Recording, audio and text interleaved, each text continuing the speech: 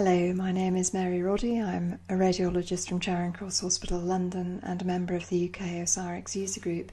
And today I want to talk to you about how to create anatomy teaching sets for junior radiologists using OsiriX. So if I open up OsiriX, you'll see that the databases I've got on display here are one that contains anatomy tests, and another that contains anatomy tests with answers. So let's look at the tests themselves. Here's quiz case 1, which is a CT of the thorax, and you can see that it contains several questions, each containing a single arrowed structure, which the candidate has to identify. Now the candidates, when they look at these images, can look at them individually, or they can look at them side by side with the original data, and this may help them to be able to identify a structure a little bit more easily. They can look at them in the axial plane or the coronal plane or even the sagittal plane if they wish, and of course they can change the windows if they need to. So those are the question sets. If we look at the answer sets, these can be used either by the candidates when they want to go through the answers on their own, or possibly in a group tutorial scenario where they are being taught by a consultant radiologist. And these sets, as well as containing the original images with the arrowed structures, will also contain an answer sheet. So if we look at case 1 that we were looking at just a moment ago, this can be looked at in conjunction with the answer sheet, which will demonstrate what all the different arrows are. So here's, for example, question 7, which is the left brachiocephalic vein. Now the other advantage you have with OsiriX is, as well as adding in the answer sheet, the other thing that can be added is a PDF of a PowerPoint presentation, which may contain a little bit more information about the anatomy that is being tested in that region. For example, here, a PowerPoint on mediastinal anatomy. So how do we go about creating such data sets? Well, it's very easy.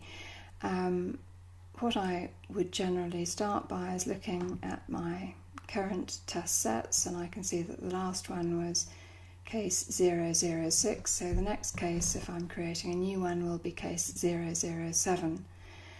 So I will start off by loading a normal anonymised case into my local default database, and I think for the purposes of illustration here we'll use this normal chest radiograph. Now the first thing to do is to give it an anatomy quiz case number, and I find the easiest way to do this is to go into the anonymisation tool. This is a preset for our department that will get rid of all of the patient identifiers in case any have been left on the metadata related to the case, and also allow me to change the case number. So here I'm going to change this to anatomy quiz case 7, and I will do that in all of the fields: patient ID, patient name, and study instance UID. And the reason that I do that is so that all the images from this case will be exhibited in one row of my database rather than over several rows. And when I've changed those names, I'm just going to press add, which is going to add this case. So this is now a duplicate case of my original one. I might call it chest x-ray just for my own information when I'm teaching. And I'm now ready with a case to be prepared, ready to put teaching arrows onto it. So the first thing I'll do is I'll open up the chest radiograph, and within OsiriX, if you look in the top menu, you'll find the ROI screen will give you a list of menu options, including the option to arrow a structure on the image. So if I decide to maybe arrow the aortic arch, I make an arrow and I point it at the aortic arch, and I've got a point where I can change, if I want to, the colour or the thickness of the arrow. If I go into the ROI menu bar and look at ROI information, I now have the option, if I want to change the colour of the arrow or the thickness or the opacity of the arrow. In this case I think I'll keep it white, but I could also, if I wanted to put a name on that, if I wanted to call that A or 1, I could do that, but I won't do that in this case. So I've now got an arrow on my image.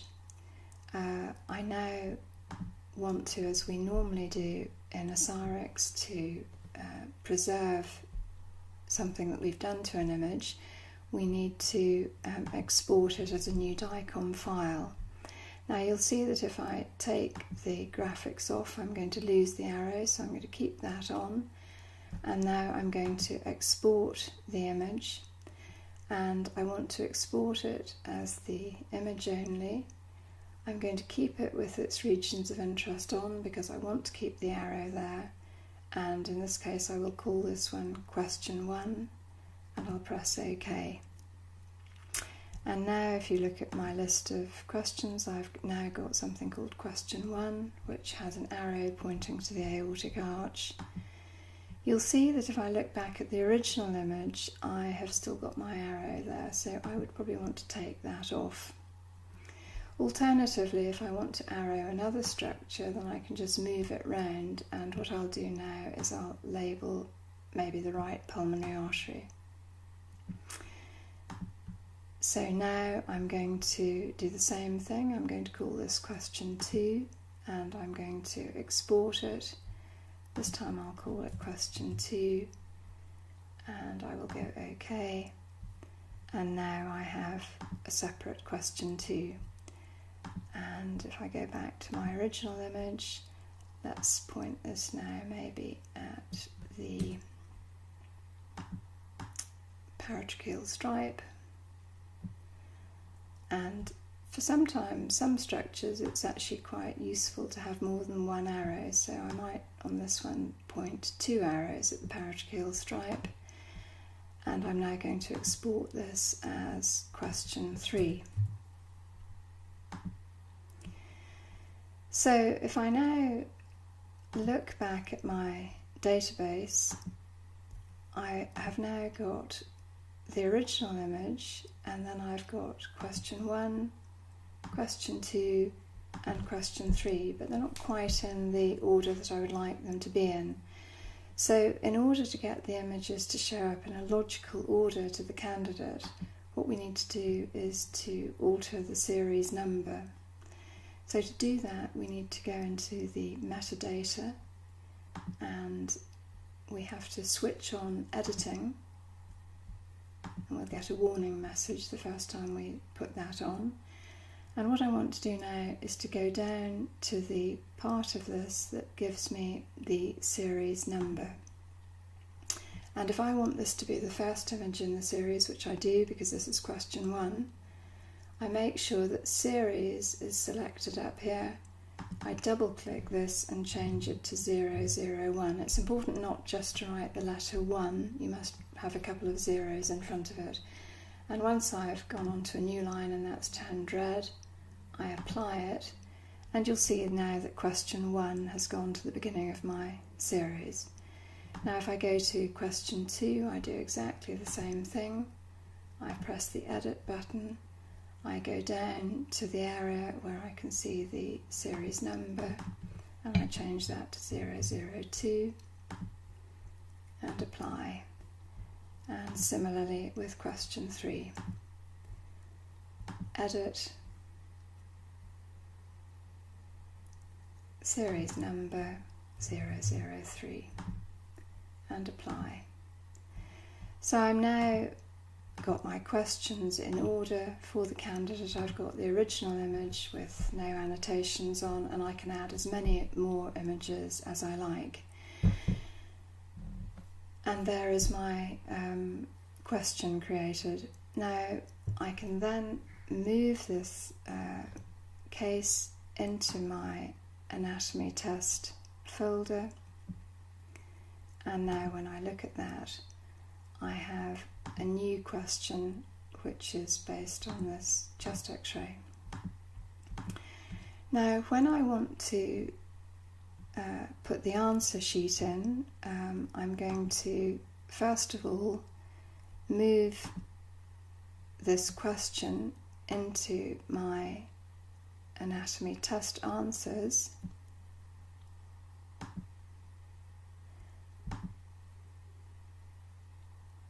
and again what I'm going to do here is change the name of this case to Answers Anatomy Quiz 007, so I can do that here.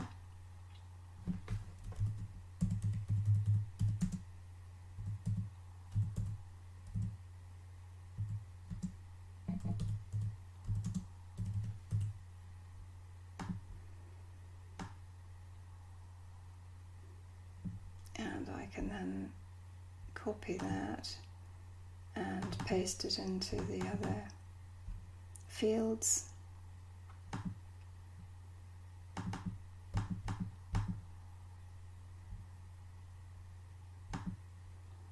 And then I can add that.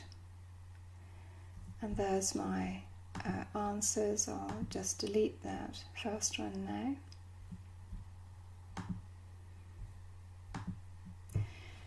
And what I want to do now is to add an answer sheet to this. So what you need to have is a Word document, a pro forma prepared, and I can call this now case 007, and I'll go aortic arch, right pulmonary artery, and right paratracheal stripe, and fill in everything else as I need to. I've only done 3 questions here, so I'll show you what I would do now. I would now save that as a PDF,